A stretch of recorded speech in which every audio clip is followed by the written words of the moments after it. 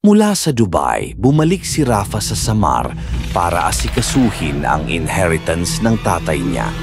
Pero ang lupang iniwan sa kanya ay susi pala sa mystical na Biringan City, isang underground paradise na hindi bahagi ng mundong alam natin. Dito niya matatagpuan ang kambal niyang hindi niya kailanman nakilala at ang nanay niyang akala niya ay matagal nang patay.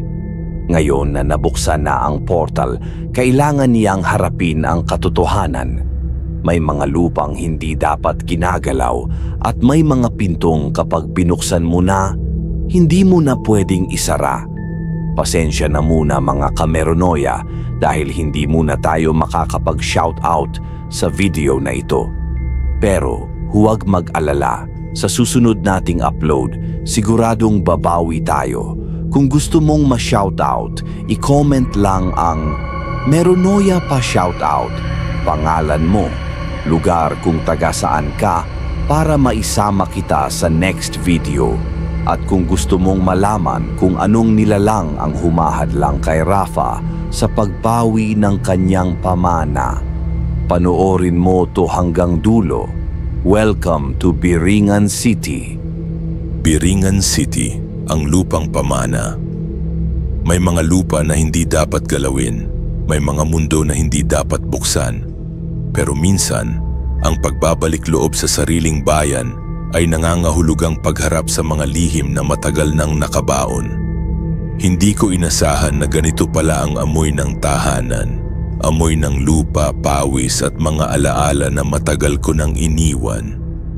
Ako si Rafael Santos pero tinatawag nila akong Rafa. 30 taong gulang, 11 taon sa Dubai bilang construction worker at ngayong narito na naman ako sa Samar pagkatapos ng mahigit 1 dekadang pagkakawalay. Hindi ko balak na bumalik, hindi kailanman.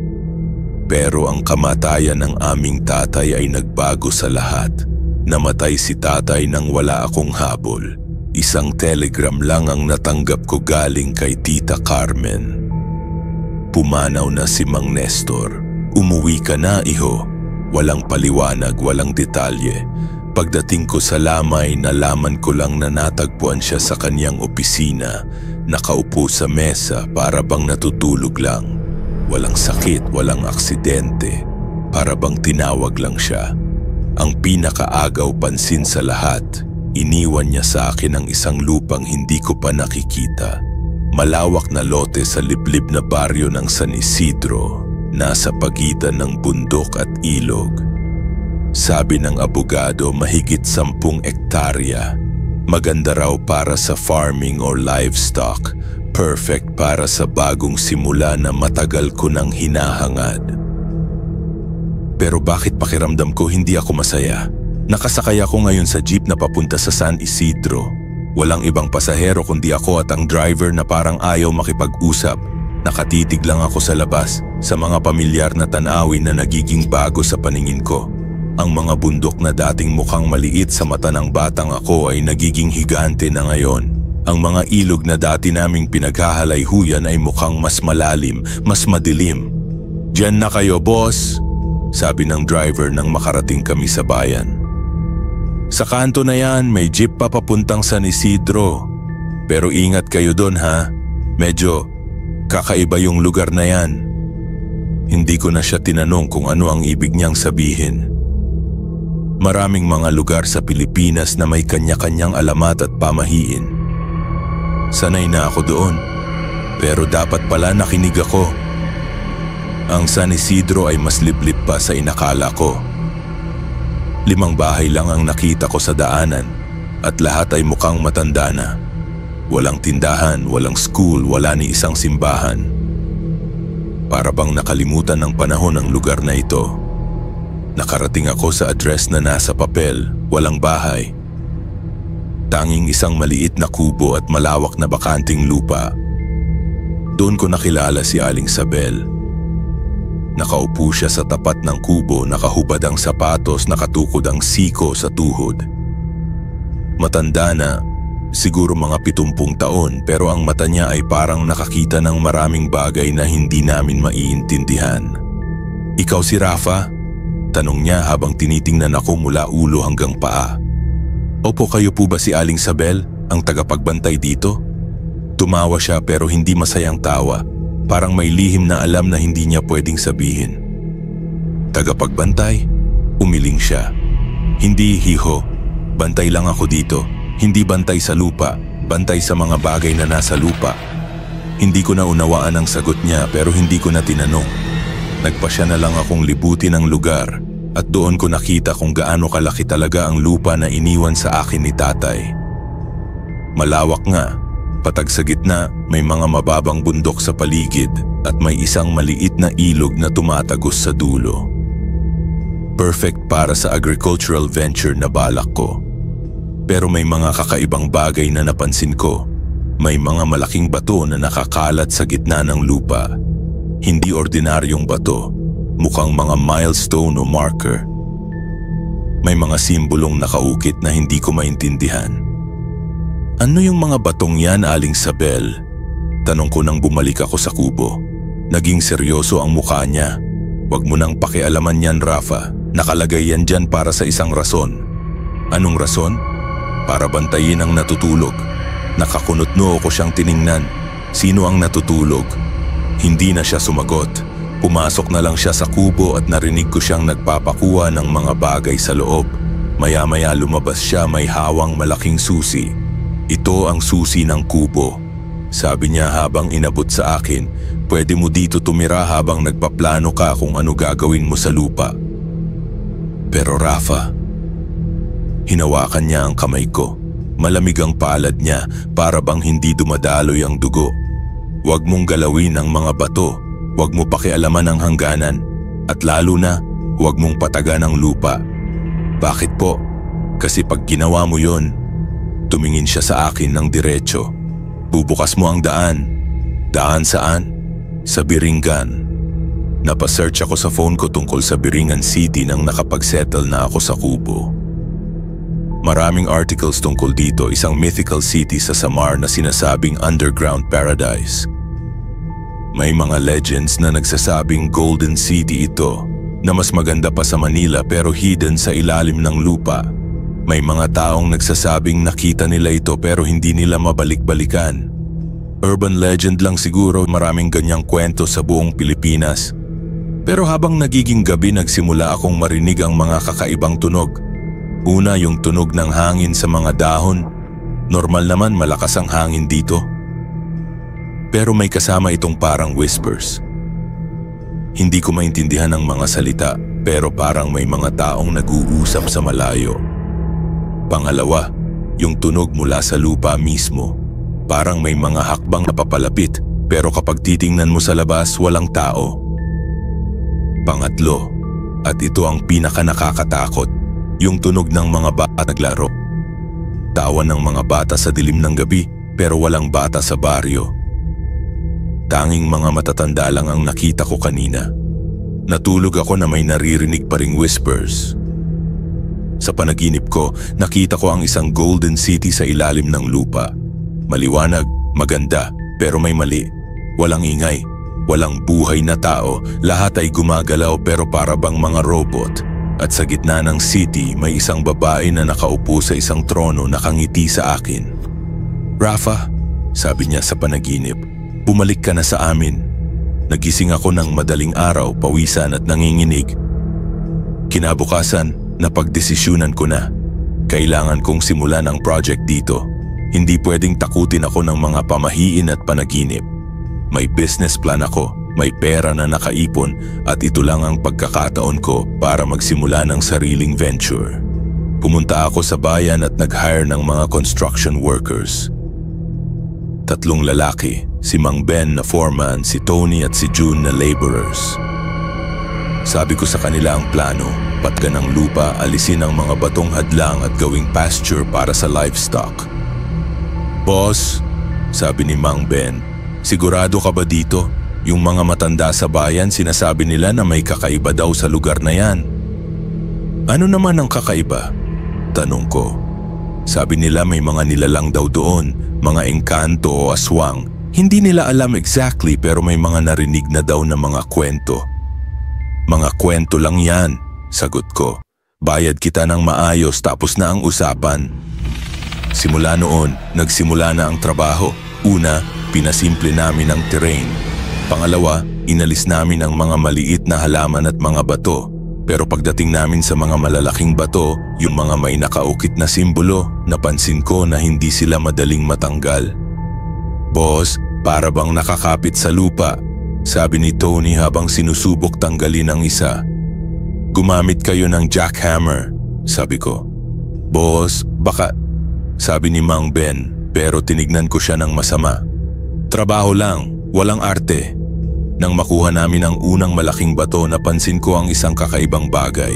Sa ilalim nun may maliit na butas, hindi malaki, saksakan lang ng pencil.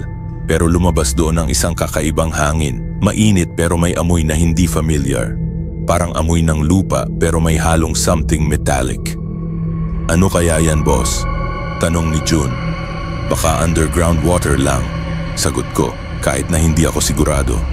Pero nang patayin namin ang jackhammer at tahimik na ang paligid, narinig namin ang isang tunog mula sa butas na yon. Parang may tumatagos na tubig sa malayo o parang may humuhuni na hindi natin makita. Boss, sabi ni Mang Ben, tigil na muna tayo ngayon. Pero hindi ako tumigil. Hindi pwede.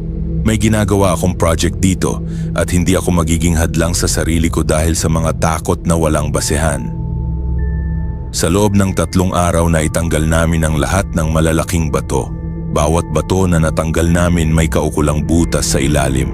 At lahat ng butas na yun may kanya-kanyang tunog.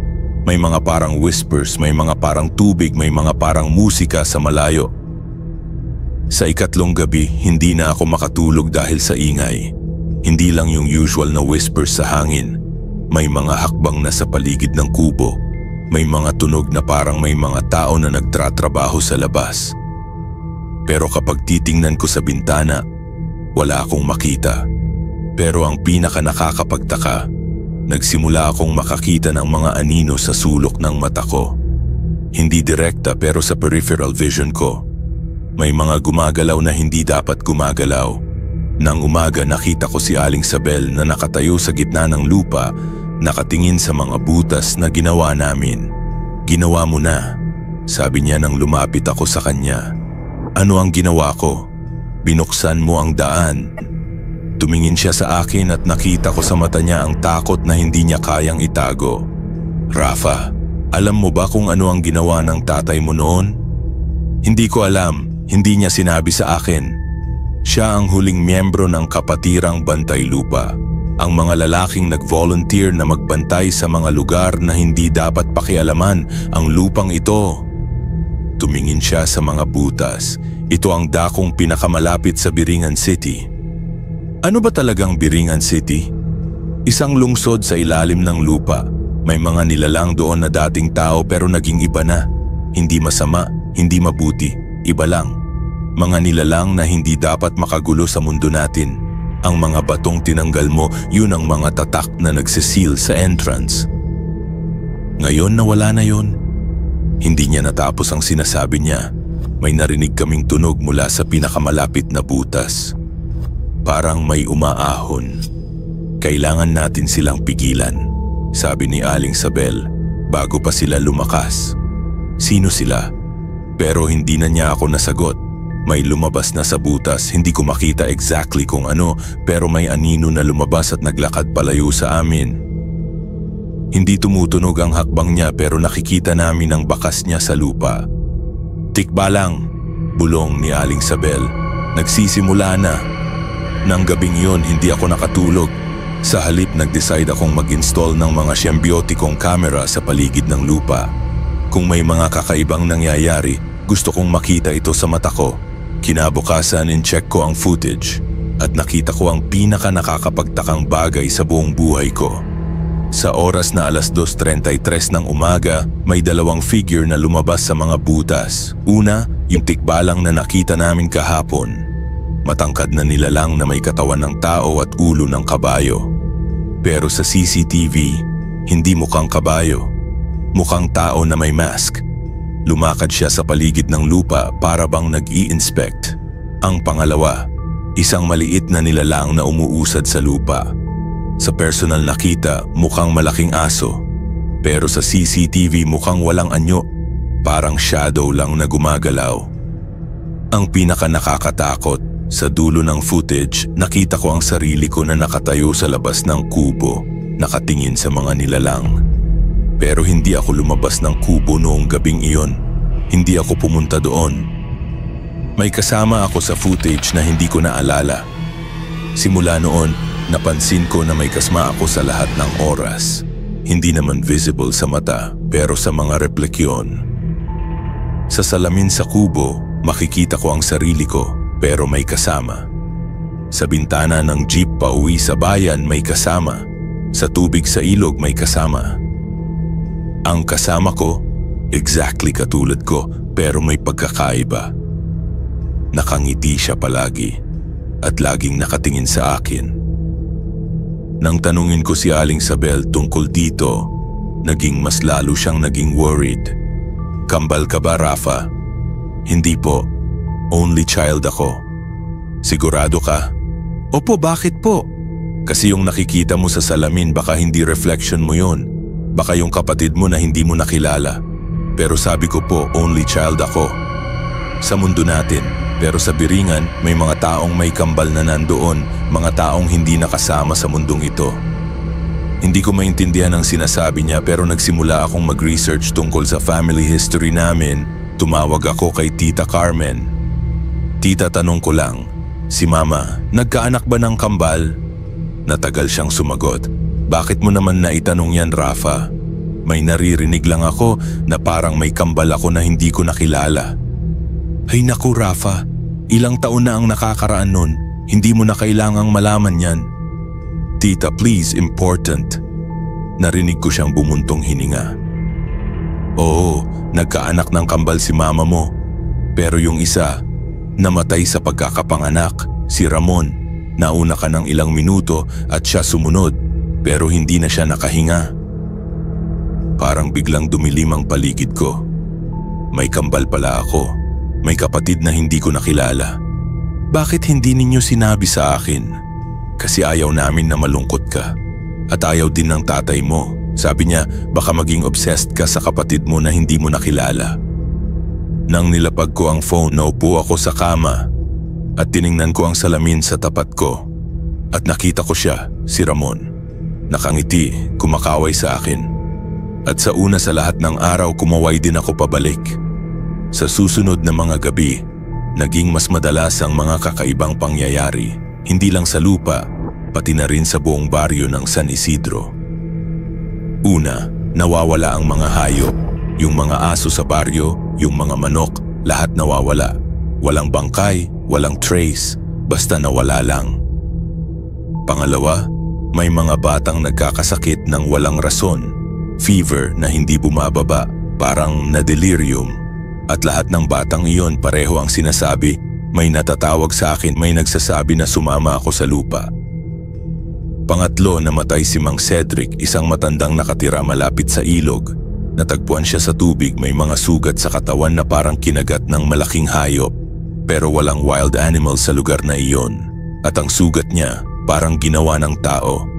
May pattern, hindi random. Nang mag-investigate ang pulis galing sa bayan, walang concrete na nakita, accident raw, pero nakita kong takot sa mata ng mga tao sa baryo. At sa araw na natagpuan si Mang Cedric, nakita ko sa CCTV footage ang pinaka-nakakatakot na bagay. Sa madaling araw may nakitang babae sa lupa, matangkad, nakaitim na damit, mahabang buhok. Naglalakad siya sa gitna ng mga butas at bawat butas na pinupuntahan niya may lumalabas na mga anino. Hindi ko makita ang mga anino ng malinaw pero makikita ko ang mga bakas nila sa lupa.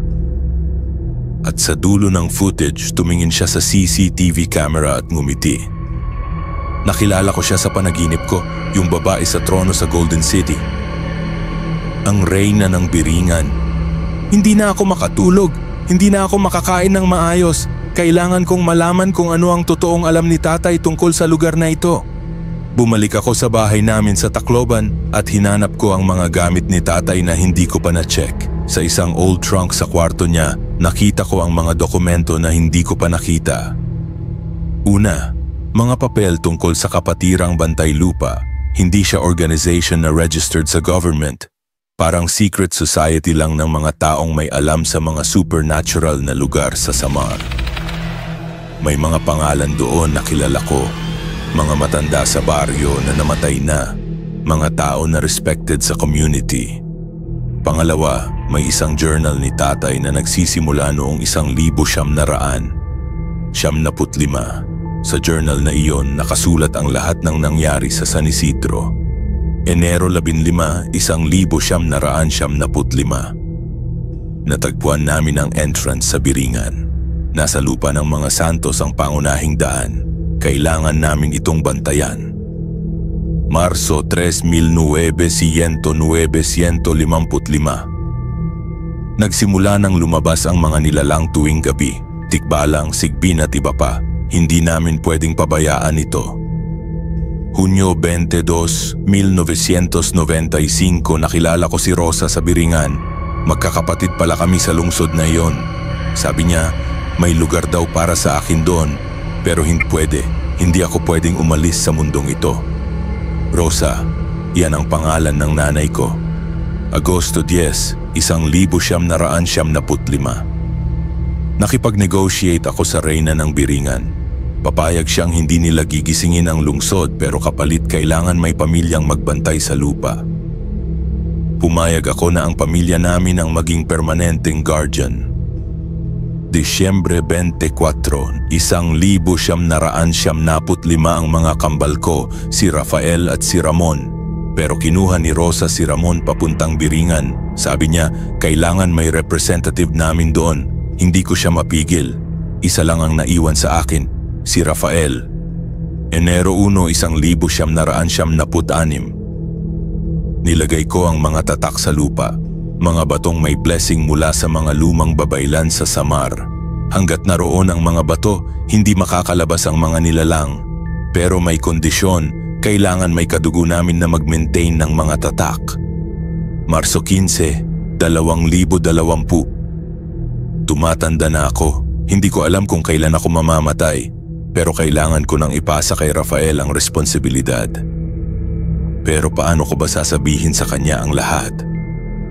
Paano ko ba sasabihin na may kapatid siya sa Biringan at na siya ang susunod na tagapagbantay ng daan? Disyembre 1, 2024. Hindi ko na kaya. Pakiramdam ko tintatawig na ako ni Rosa sa Biringan. Siguro para na rin akong mamatay. Umaasa ako na kapag namatay ako, hindi niya gagalawin ang mga tatak. Pero kilala ko si Rafael. Matapang siya pero hindi siya maniniwala sa mga bagay na hindi niya nakikita. Kapag ginalaw niya ang mga bato, hindi niya natapos yung entry, yun ang huling nakasulat. Nang basahin ko ang journal ni tatay, bumalik ako agad sa San Isidro. Pero hindi na ako nakarating sa kubo. Sa daan pa lang nakita ko na si Aling Sabel na nakatayo sa gitna ng highway nakablock sa jeep. Rafa, sabi niya nang bumaba ako, kailangan mo na siyang harapin. Sino? Ang reyna ng Biringan. Tumatawag ka na niya, tingnan mo. Tumingin ako sa direksyon ng lupa at nakita ko ang isang liwanag na umaabot sa langit. Hindi ordinary na liwanag, golden, parang aurora sa madaling araw. Bukas na ang portal, sabi ni Aling Sabel. Hindi mo na pwedeng pigilan pero pwede mo pa rin kontrolin. Paano? Kailangan mong pumunta sa Biringan at makausap mo ang reyna. Pero Rafa, hinawakan niya ang kamay ko. Kapag pumasok ka doon, hindi ka na pwedeng bumalik nang hindi ka nila hinayaan. Nang malapit na ako sa lupa, nagsimula akong marinig ang mga tunog na hindi ko pa narinig dati. Hindi whispers, actual na voices, mga taong nag-uusap. Mga batang naglalaro, mga sasakyang tumatakbo, parang may buhay na city sa ilalim ng lupa. At sa gitna ng golden light nakita ko ang isang hagdan na pababa. Hindi bato, parang gawa sa gold pero hindi matibay. Para bang ginawa sa liwanag mismo. Sa tapat ng hagdan nakatayo si Ramon, ang kambal ko na hindi ko nakilala. Nakangiti siya, kumakaway sa akin. Kuya, sabi niya. At narinig ko talaga ang boses niya. Matagal na kitang hinihintay. Bumaba ako sa hagdan na iyon. Hindi ko alam kung tama ang ginagawa ko pero pakiramdam ko, wala akong choice. Kailangan kong malaman kung ano talaga ang nangyayari. Ang Biringan City, hindi ko inasahan na ganito pala ito. Parang Manila pero mas maayos. May mga building na matataas, may mga kalsada na malinis, may mga sasakyang tumatakbo pero walang ingay. May mga tao rin. Maraming tao. Pero may pagkakaiba. Lahat ng tao doon nakangiti. Lahat ay mukhang masaya. Pero ang mata nila, walang buhay. Parang mga robot na nakaprogram na maging masaya. At lahat sila nakatingin sa akin nang dumaan ako. "Welcome sa Biringan, kuya," sabi ni Ramon habang kasama ko siyang naglalakad sa city. Dito na lang ako nakatira simula nang ipinanganak tayo. Tinignan ko siya ng maigi. Exactly katulad ko pero may pagkakaiba. Mas payat siya, mas maputla. At ang mata niya parang kulang ang something. "Ramon, bakit ka nandito?" "Kasi ito ang lugar natin, kuya. Ikaw ang nasa mundo ng mga tao, ako naman dito sa mundo ng mga nilalang. Pero ngayong bukas na ang daan, pwede na nating maging complete ang pamilya natin." "Ano ang ibig mong sabihin?" "Makikita mo, dalhin mo sa Reyna." Habang naglalakad kami, napansin ko ang mga weird na bagay sa Biringan. Una, walang mga bata. Lahat ng nakikita kong tao, matanda na o young adult. Pangalawa, walang mga pamilya. Lahat ay nag-iisa lang, walang kasama. Pangatlo, walang mga animals. Walang aso, walang pusa, wala ni isang ibon. At ang pinaka-weird, lahat ng building doon exactly katulad ng mga building na nakita ko sa mundo natin. Pero para bang photocopy. Hindi original. "Ramon, sino ang reyna ng Biringan?" "Si Mama Rosa, mama ni Papa, ang nanay mo rin." Natigil ako sa paglalakad. "Ano? Si Mama Rosa ang nanay mo, pero siya rin ang nanay ng lahat ng tao dito sa Biringan.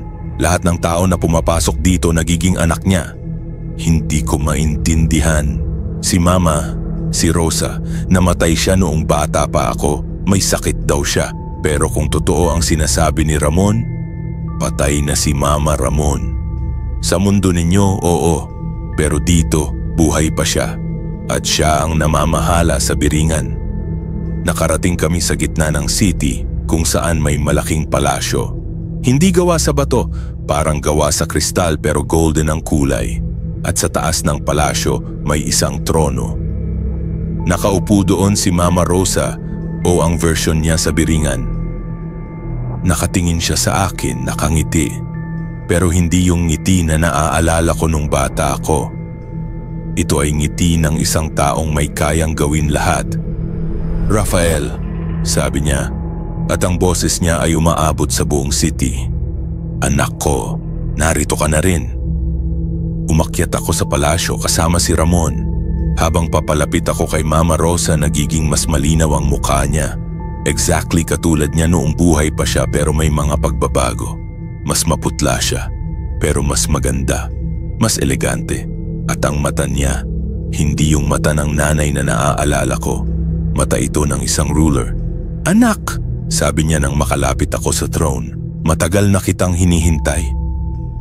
Nakita ko sa mata niya ang pagmamahal na naaalala ko noong bata ako pero may kasamang bagay na hindi familiar. Parang may lihim na alam na hindi niya pwedeng sabihin agad. "Mama?" tanong ko. Hindi pa rin naniniwala sa nakikita ko. "Oo anak, ako nga. Pero hindi ako yung Rosa na naaalala mo sa mundong iyon." Tumayo siya sa trono at lumapit sa akin. Ako ang Rosa na naging reyna ng Biringan. Ang Rosa na naging nanay ng lahat ng tao dito. "Pero, patay ka na po. Namatay kayo nung bata pa ako." Ngumiti siya, yung ngiti na naaalala ko kapag nagwe-welcome siya sa mga bisita sa bahay namin dati. Sa mundong iyon, oo. Pero hindi ako talaga namatay, Rafael. Napunta lang ako dito sa Biringan para maging protektor ng dalawang mundo. Mundo ninyo at mundo namin. Tinignan ko si Ramon na nakangiti lang sa tabi. Para bang normal lang sa kanya lahat ng ito. "Bakit po kayo nandito? Bakit hindi kayo naging kasama namin ni tatay?" "Kasi may responsibilidad akong kailangan gawin, anak." Ang Biringan City ay hindi ordinaryong lugar. Ito ay sanctuary ng mga nilalang na hindi na pwedeng mabuhay sa mundo ninyo. Mga tikbalang, sigbin, engkanto, lahat sila may tahanan dito pero kailangan may namamahala sa kanila para hindi sila makagulo sa mundo ng mga tao. Naglakad siya sa paligid ko, tinatingnan ako mula ulo hanggang paa. At ikaw, Rafael, ang naging heir ko sa mundo ninyo. Ikaw ang dapat maging bridge between the two worlds. Hindi ko po maintindihan. Ang tatay mo, si Nestor, naging tagapagbantay ng portal para sa Biringan. Pero ikaw ang magiging tagapamahala ng dalawang mundo. Pwede ka ring maging tao sa mundong iyon. Pwede ka ring maging ruler dito sa Biringan. Napaupo ako sa malapit na upuan. Sobrang bigat ng sinasabi niya. Pero bakit po ngayon lang ninyo sinasabi sa akin? Kasi hindi ka pa ready noon, anak. Pero ngayon ginawa mo na ang unang hakbang. Binuksan mo ang portal. Hindi mo sinasadya, pero ginawa mo na. At ngayon kailangan mo nang pumili. Pumili ng ano? Bumalik siya sa trono at umupo. Ang mukha niya ay naging mas seryoso. Pumili kung saan ka magiging permanente. Sa mundo ng mga tao o sa mundo ng Biringan. Pero kapag pumili ka, hindi ka na pwedeng bumalik sa kabila. Tumingin ako kay Ramon. Pero bakit si Ramon nandito na agad? Kasi siya ang naging representative namin sa Biringan simula nang ipinanganak kayo. Ikaw naman ang representative namin sa mundo ng mga tao. Pero ngayong bukas na ang portal, pwede na ninyong maging together pero kailangan kayo pareho dito o kayo pareho doon. Paano po yung mga tao sa San Isidro?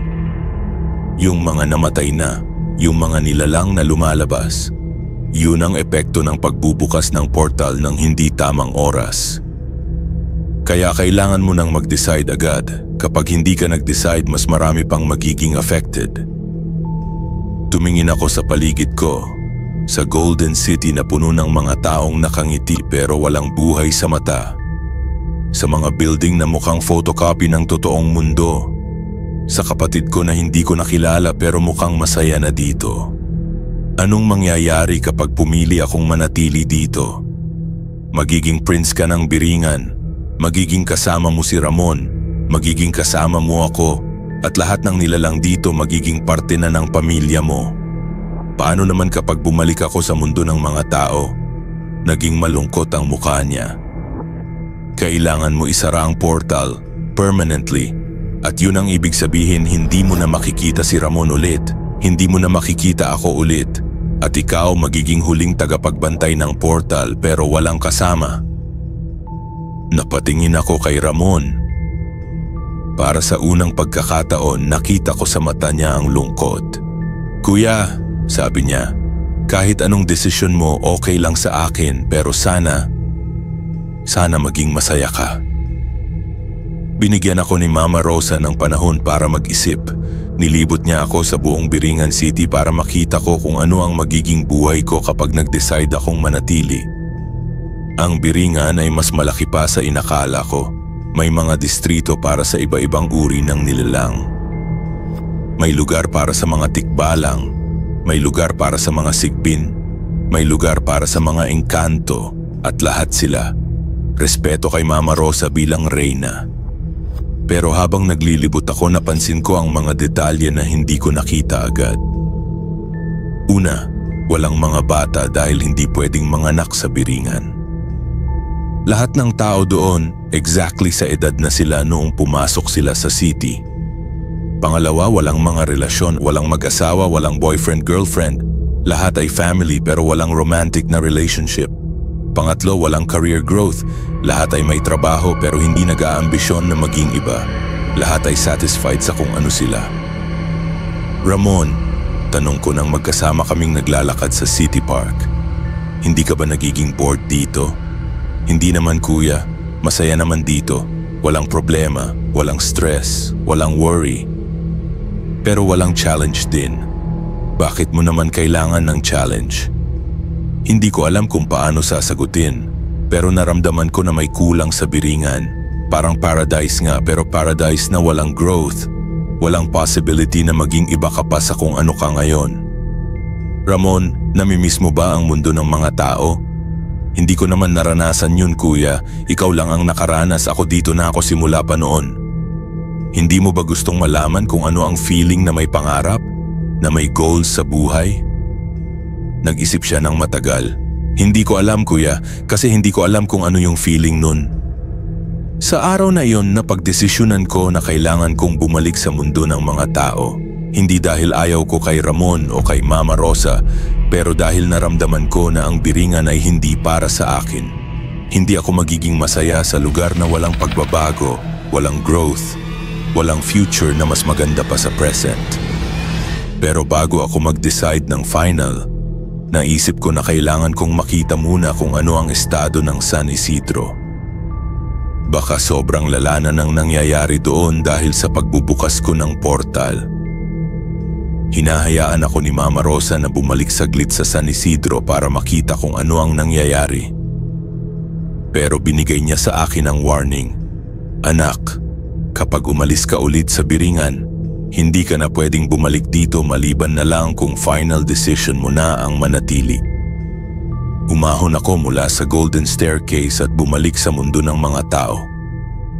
Ang unang napansin ko, mas madilim na ang paligid.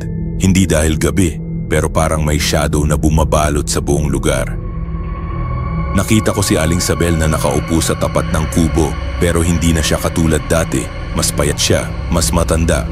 Para bang nauubos ang buhay niya. Rafa, sabi niya nang makita ako. Ano ang nakita mo sa Biringan? Nakita ko si Mama, si Rosa, siya ang reyna doon. At nakita ko rin si Ramon, ang kambal ko. Tumango siya. At ano ang gusto nila sa'yo? Gusto nila akong manatili doon. Pero kapag hindi ako manatili, kailangan kong isara ang portal permanently. At ano ang decision mo? Naupo ako sa tabi niya. Hindi ko pa alam, pero bakit ka mukhang haggard? Ano ang nangyayari dito sa San Isidro? Tumingin siya sa direksyon ng baryo. Simula nang bumukas ang portal, nagsimula nang lumabas ang mga nilalang tuwing gabi. Hindi lang yung mga peaceful na nilalang, pati na rin yung mga dangerous. May mga aswang na galing sa ibang mundo. May mga monsters na hindi dapat makikita ng mga tao. Nasaan ang mga tao sa baryo? Umalis na lahat. Ako na lang ang natira kasi kailangan may bantay dito. Pero Rafa, hinawakan niya ang kamay ko.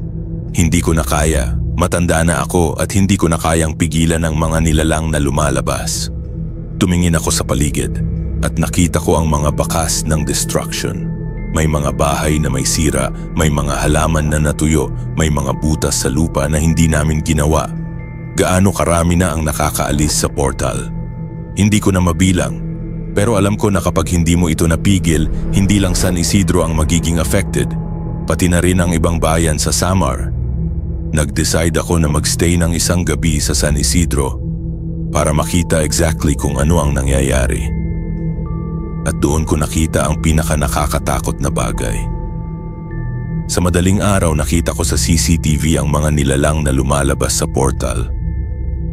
Hindi lang tikbalang at sigbin, may mga nilalang na hindi ko kilala. May mga monster na parang kalahating tao at kalahating hayop. May mga nilalang na walang katawan, shadow lang. At may mga nilalang na mukhang tao pero kapag lumapit mo, makikita mo na walang mukha. At lahat sila papunta sa direksyon ng mga nakapaligid na baryo. Hindi ko pwedeng pabayaan ito. Kailangan kong gumawa ng desisyon. Bumalik ako sa Biringan para sa huling beses. Alam ko na kung ano ang desisyon ko pero kailangan kong makausap muna si Ramon at si Mama Rosa. Nakita ko si Ramon sa City Park, nakaupo sa bench, nakatingin sa artificial na sunset ng Biringan. Kuya, sabi niya nang makita ako, ano na ang desisyon mo? Naupo ako sa tabi niya. Ramon, gusto kitang kasama. Gusto kong maging complete ang pamilya natin, pero hindi ko kaya ang buhay dito sa Biringan. Bakit? Kasi hindi ito ang buhay na gusto ko. Walang pagbabago, walang growth, walang future na mas exciting pa sa present. At lalo na, may mga tao sa labas na naaapektuhan dahil sa bukas na portal. Tumingin siya sa akin. Para sa unang pagkakataon, nakita ko sa mata niya ang understanding. Kuya, alam mo ba na pwede naman tayong mag-switch? Ano ang ibig mong sabihin? Pwede akong bumalik sa mundo ninyo at ikaw naman ang manatili dito sa Biringan para fair. Nag-isip ako, oo nga, pwede naman yon, pero Ramon, ikaw ba ay masaya dito? Masaya naman kuya, pero curious din ako sa mundo ninyo. Curious ako kung ano ang feeling ng mga bagay na hindi ko pa naranasan. Ano yung mga bagay na yon? Yung feeling na mag-worry, yung feeling na may problema na kailangan mo solvehin, yung feeling na may pangarap ka. Dito kasi sa Biringan walang ganyan. Lahat ay peaceful pero parang walang excitement. Napagtanto ko na pareho pala kami ng nararamdaman. Pero may isa pang problema.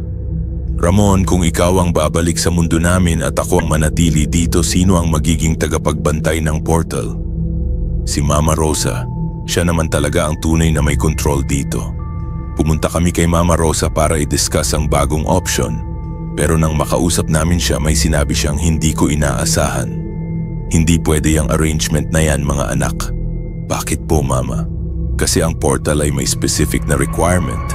Kailangan may dugo ng Santos na nasa mundong iyon para maging tagapagbantay. At kailangan may dugo ng Santos na nasa Biringan para maging representative. Kapag nag-switch kayo, mawawala yung balance. Ano po ang ibig ninyong sabihin? Ibig kong sabihin, kailangan kayong pareho sa isang mundo para ma-maintain ang balance. Pwede kayong pareho sa mundong iyon, pero kailangan permanently closed ang portal. O pwede kayong pareho dito, pero permanently open ang portal. Napagtanto ko ang kahulugan nun kapag pinili namin na pareho kaming manatili sa mundo ng mga tao. Permanently closed na ang portal at hindi na namin makikita si Mama Rosa ulit. Pero kapag pinili namin na pareho kaming manatili sa Biringan, permanently open ang portal at mas maraming nilalang ang makakaalis papuntang mundo ng mga tao. Mama, may ikatlong option po ba? Naging malungkot ang mukha niya. May isa pa, anak, pero hindi mo ito gusto. Ano po yun? Kailangan may mag-sacrifice. Isa sa inyo ay kailangan maging permanently na guardian ng portal. Nasa gitna ng dalawang mundo pero hindi belonger sa kahit saan. Hindi siya pwedeng maging tao pero hindi rin siya pwedeng maging taga-Biringan. Magiging guardian siya forever, nag-iisa. Nanlaki ang mata ko. Ibig ninyong sabihin magiging immortal pero alone forever? Oo, anak. Yun ang price ng pag-maintain ng balance sa dalawang mundo. Kinabang gabi nag-decide ako kung ano ang gagawin ko. Nakausap ko si Ramon tungkol sa lahat ng options. Option 1, pareho kaming manatili sa mundo ng mga tao.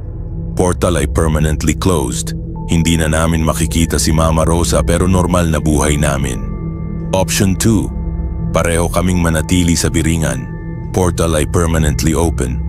Makakasama namin si Mama Rosa pero maraming nilalang ang makakaalis sa mundo ng mga tao.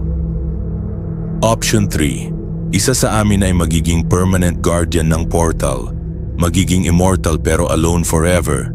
Kuya, sabi ni Ramon, gusto mo ba talaga bumalik sa mundo ninyo? Oo, Ramon, hindi ko maipaliwanag pero yun ang mundo na para sa akin. Okay lang sa akin yun, kuya, pero hindi ko kaya yung ikatlong option. Hindi ko kaya maging alone forever.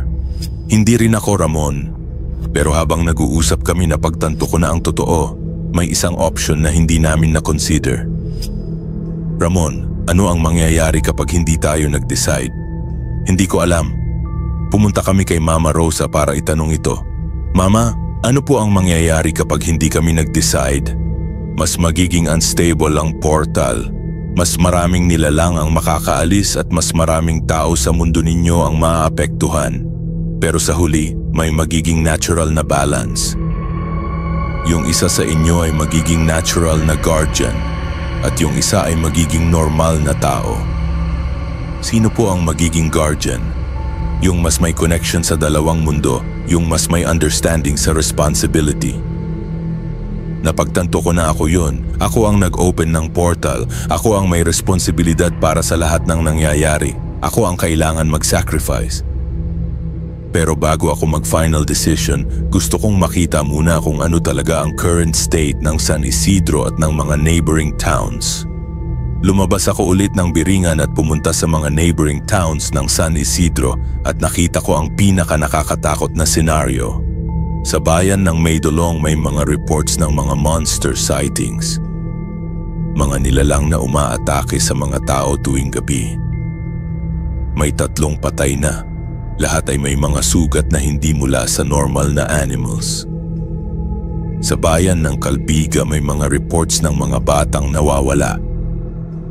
5 na ang nawawalang bata sa loob ng 1 linggo. At lahat sila huling nakita sa may ilog. Yung ilog na connected sa ilog sa San Isidro. Sa bayan ng Gandara may outbreak ng kakaibang sakit. Mga taong biglang nagkakaroon ng fever at nagiging delusional. At lahat ng may sakit pareho ang sinasabi, may nagtatawig sa amin, may nagsasabing sumama sa lupa. Napagtanto ko na hindi lang San Isidro ang affected. Buong probinsya na ng Samar ay unti-unting naaapektuhan dahil sa pagbubukas ko ng portal. Hindi ko pwedeng pabayaan ito. Kailangan kong gumawa ng action.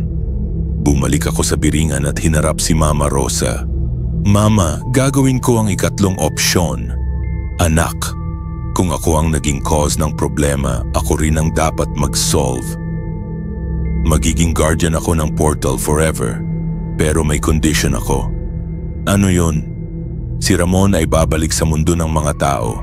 Hindi siya magiging kasama ko sa pagiging guardian, pero magiging normal siyang tao. Magiging kapatid ko sa mundo na yon. Nag-isip si Mama Rosa. Pwede yon anak, pero ibig sabihin nun ikaw ay magiging alone sa pagiging guardian. Okay lang sa akin mama, basta alam kong safe si Ramon at safe ang mga tao sa labas. Lumapit sa akin si Ramon. Kuya, hindi kita pwedeng pabayaan ng mag-isa. Ramon, kailangan mo ring mabuhay. Hindi pwedeng pareho tayong mag-sacrifice. Ikaw ang magiging representation namin sa mundo ng mga tao. Ikaw ang magkukwento sa mga tao tungkol sa mga nilalang para hindi na sila maging ignorante. Pero kuya, Ramon, please, ito ang pinakamabuting solusyon. Sa huli, pumayag si Ramon pero may huli pa siyang condition. Kuya, kapag naging guardian ka, pwede ba kitang bisitahin minsan? Tumingin ako kay Mama Rosa. Pwede po ba yon? Pwede pero limited lang. Once a year, sa birthday ninyo. Okay na sa akin yon, sabi ni Ramon.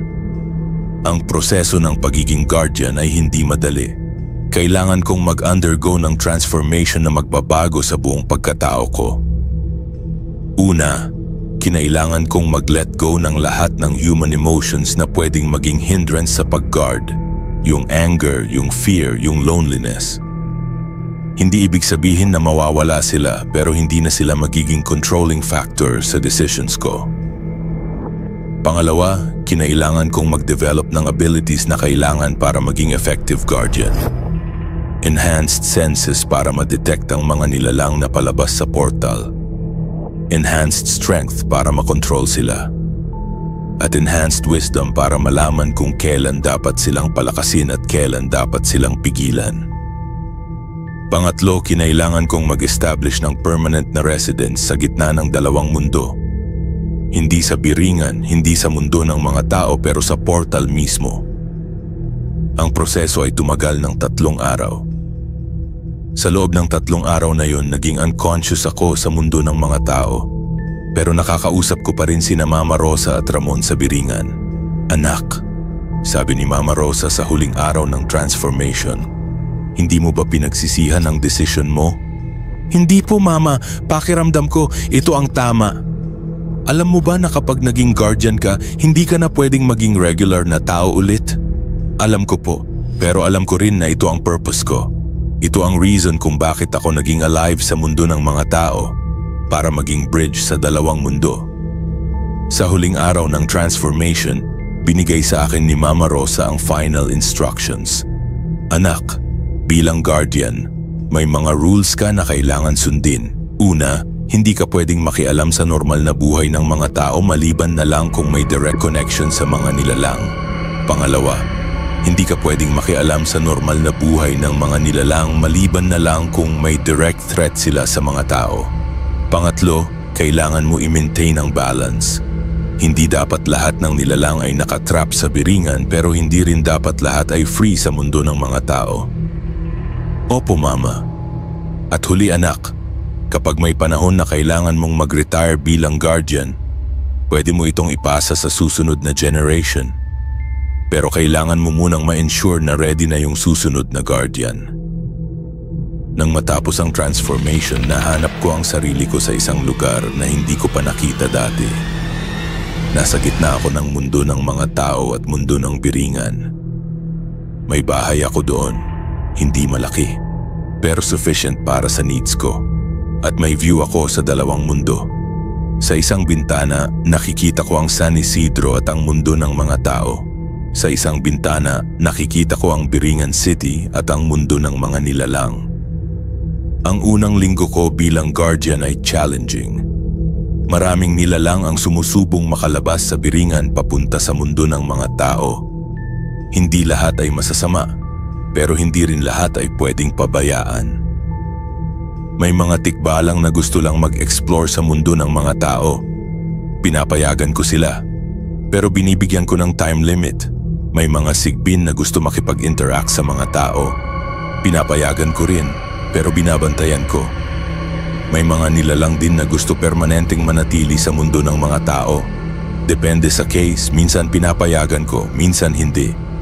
At may mga nilalang na clearly dangerous sa mga tao. Yun ang hindi ko pinapayagan lumabas. Sa simula, mahirap. Kailangan kong matuto mag-judge ng bawat situation. Pero habang tumatagal, nagiging natural na sa akin. Pero ang pinakamahirap na part ay ang loneliness. Mag-isa ako sa lugar na yon most of the time. Walang kasama, walang kausap. Pero may mga moments na nakakausap ko si Mama Rosa through spiritual connection. At may mga moments na nakakausap ko si Ramon through dreams. Dumating ang unang birthday namin pagkatapos ng transformation. At tulad ng napag-usapan, bumisita si Ramon sa lugar ko. Hindi ko siya nakilala agad. Naging mas matangkad siya, mas malaki, mas confident. Pero yung mata niya, yung mata na walang buhay sa biringan, puno na ng mga experiences at emotions. "Kuya!" sabi niya nang makita ako. "Miss na miss kita." Niyakap ko siya. At sa moment na yon, naramdaman ko na tama ang desisyon na ginawa ko. "Ramon, kamusta ang buhay mo sa mundo ng mga tao?" "Challenging, kuya. Hindi madali. May mga problema, may mga struggle. Pero masaya, kuya, may mga pangarap ako, may mga goals. At may mga taong naging importante sa akin." "May girlfriend ka na ba?" tanong ko, nakangiti. Tumawa siya. "Meron na, kuya, si Lina, yung batang nakita mo sa San Isidro noong una. Lumaki na siya, naging kolehiyala na. At naging close kami." "Seryoso kayo?" "Oo, kuya. Plans namin mag-asawa next year." Natuwa ako para sa kanya. Naramdaman ko na tama ang sacrifice na ginawa ko. "Ramon, happy ka ba sa decision natin?" "Happy ako, kuya, pero..." Naging seryoso ang mukha niya. "Guilty din ako kasi nandito ka mag-isa." "Huwag kang mag-guilty, Ramon. Ito ang purpose ko at hindi naman ako completely alone." May mga nilalang na nakakausap ko, may connection ako kay Mama Rosa at may visit mo once a year. "Kuya, sa susunod na taon dala ko si Lina para makilala mo siya." "Pwede ba yon?" According kay Mama Rosa, pwede raw kasi part na rin si Lina ng pamilya natin. Sa araw na yon, nag-ikot kami sa lugar ko. Pinakita ko kay Ramon kung paano ako naging guardian, kung ano ang daily routine ko at kung paano ko ni-manage ang dalawang mundo. "Kuya, proud ako sa'yo," sabi niya bago siya umalis. "Hindi madaling gawin ang ginawa mo. Pero alam ko na tama ang desisyon mo. 5 taon na akong guardian ng portal. Sa loob ng 5 taon na yon, maraming nabago. Una, naging stable na ang relationship ng dalawang mundo.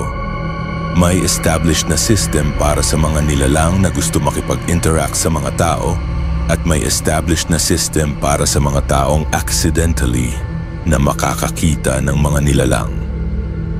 Pangalawa, naging mas aware na ang mga tao sa mga lugar na may supernatural activities. Hindi sila completely believers pero hindi na rin sila completely skeptics. Pangatlo, naging mas organized na ang Biringan City. May mga new districts para sa mga new arrivals at may mga programs para sa mga nilalang na gusto mag-explore sa mundo ng mga tao. At pang-apat, ako mismo ay naging mas mature sa role ko. Hindi na ako nahihirapang mag-decide at nagiging mas effective ako sa pag-maintain ng balance. Pero ang pinaka-importante sa lahat, si Ramon ay naging successful sa mundo ng mga tao. Naging engineer siya, tulad ng gusto niya noong bata pa kami. Nag-asawa siya kay Lina at nagkaanak sila ng isang babae na pinangalan nilang Rosa, sa honor kay Mama Rosa. Sa 5 taon na yon, naging mas clear sa akin na tama ang desisyon na ginawa ko. Hindi ako nagsisisi at hindi ako naging bitter sa situation ko. Pero may isang araw na naging challenging sa lahat.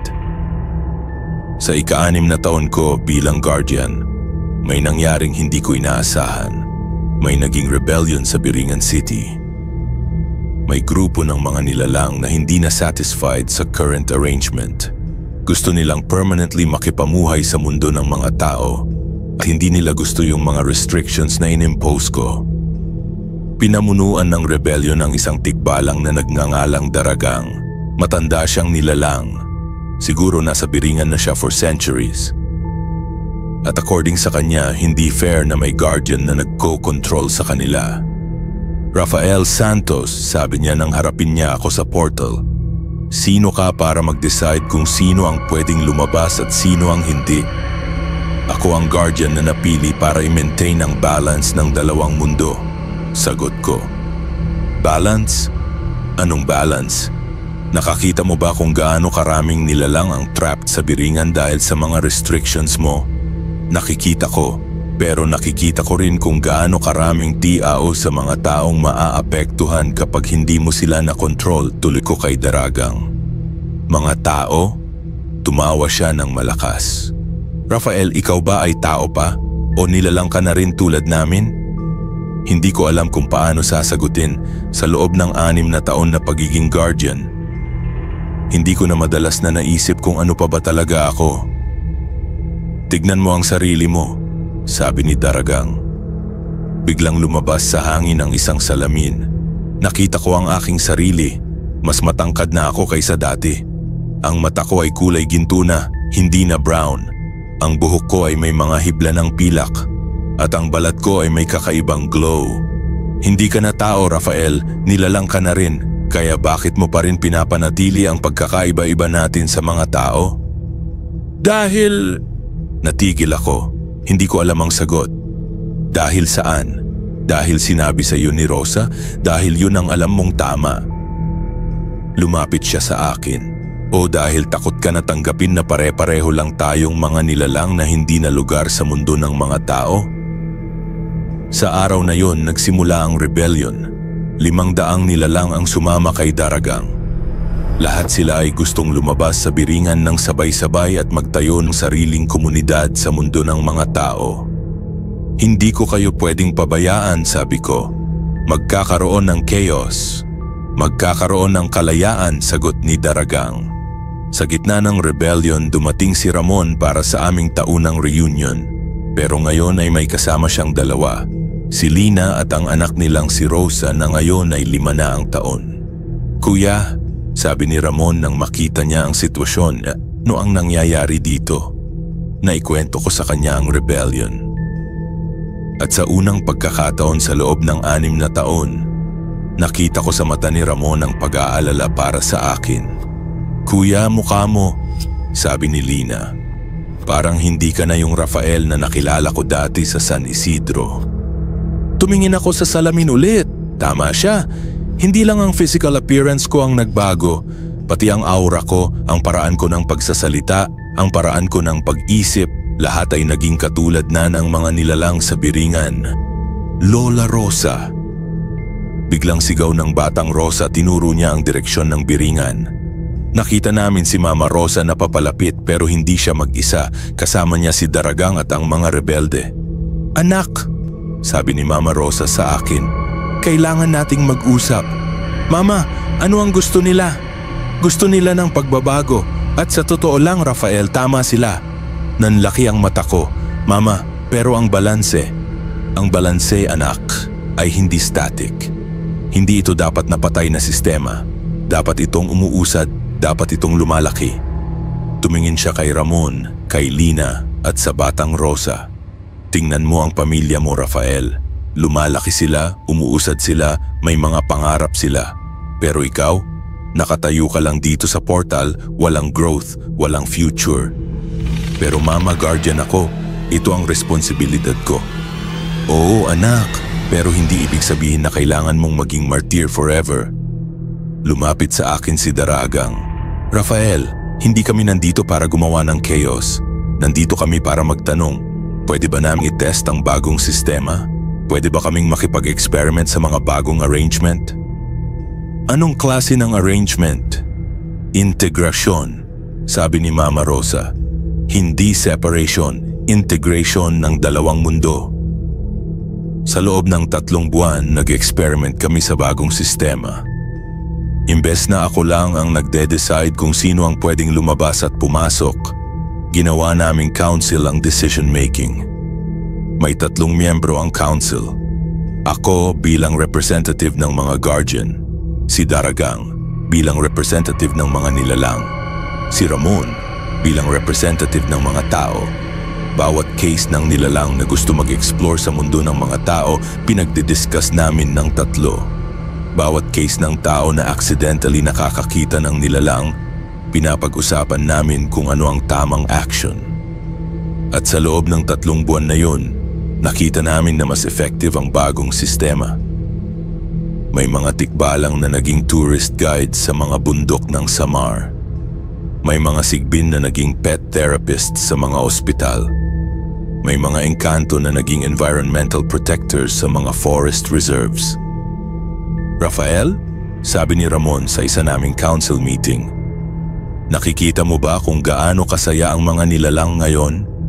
Tama siya, sa loob ng 6 na taon na naging strictly controlled ang sistema, hindi ko napansin na maraming nilalang ang nagiging depressed at hopeless sa biringan. Pero kuya, dagdag ni Ramon, nakikita mo rin ba kung gaano ka naging isolated sa sarili mong sistema? Tinignan ko ang sarili ko sa salamin. Sa loob ng 3 buwan ng bagong sistema, naging mas normal na ulit ang itsura ko. Ang mata ko ay naging brown ulit, ang buhok ko ay naging normal at ang glow sa balat ko ay nawala. Ramon, natatakot ako. Sabi ko sa kanya nang mag-isa kaming dalawa. Natatakot sa ano, kuya? Natatakot akong baka mali ang ginagawa namin. Baka magkaroon ng malaking problema sa future. Kuya, 6 na taon kang naging solo guardian. 6 na taon mong ginawa ang lahat mag-isa. Pero tingnan mo ngayon. Mas masaya ka, mas healthy ka, at mas effective pa nga ang sistema. Tama siya. Pero may parte sa akin na nanghihinayang sa old system. May parte sa akin na namimiss ang simplicity ng pagiging alone guardian. Ramon, ano sa tingin mo?